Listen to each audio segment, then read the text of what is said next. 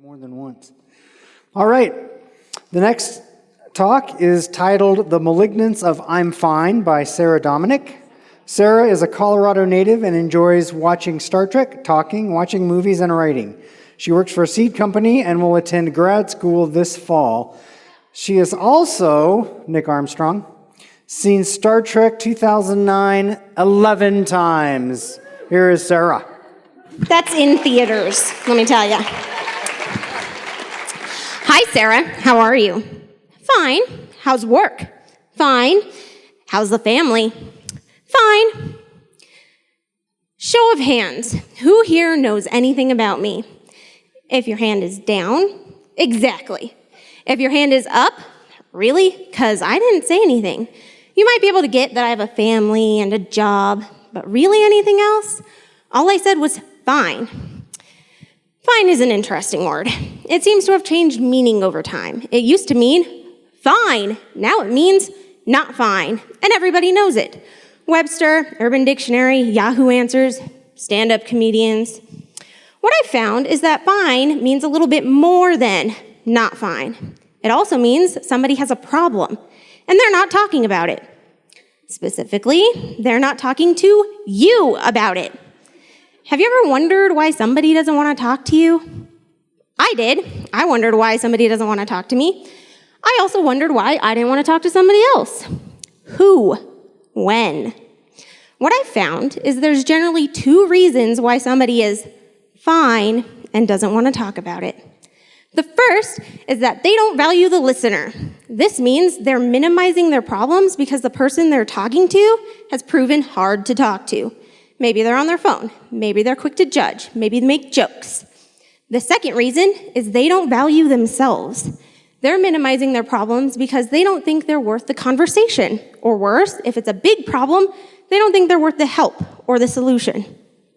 What this boils down to is that the relationship lacks the communication skills necessary to recognize a problem, let alone solve one. Bad communication is the real reason for fine. Okay, what does bad communication do to relationships? Bad communication is a sign that there's a lack of understanding in the relationship. People don't get it. People can't relate. How are you supposed to solve a problem if you don't understand the problem? This lack of understanding acts like a wall in relationships. Now, when I say relationships, I don't mean casual ones like the waiter asking how the chicken parm is. And I don't mean fake ones like the one I have in my head with a hot barista. I mean real ones. Friends, families, coworkers. Anyway, back to the wall. First, walls get tall.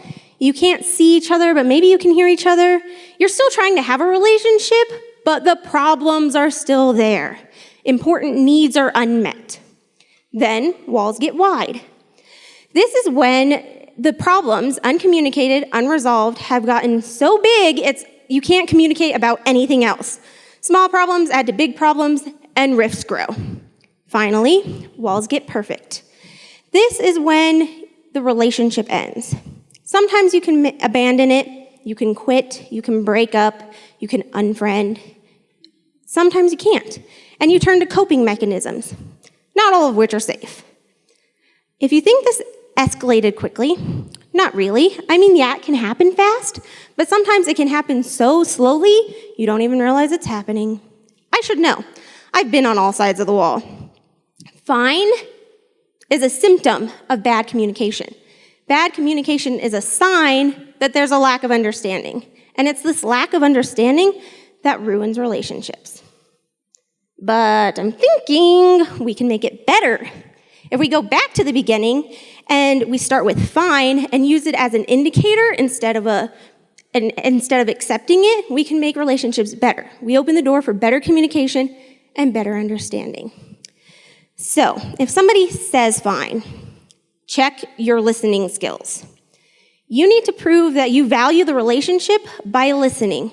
Offer help, offer advice, ask follow-up questions. If they still don't want to talk to you, offer to help them find somebody they do want to talk to. If you're saying fine, take a look around.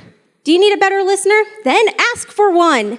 Communicate what you need or want from the conversation before the conversation. That way, the listener is ready. And if you're having trouble valuing yourself, listen very carefully. You're worth it. You're always worth it.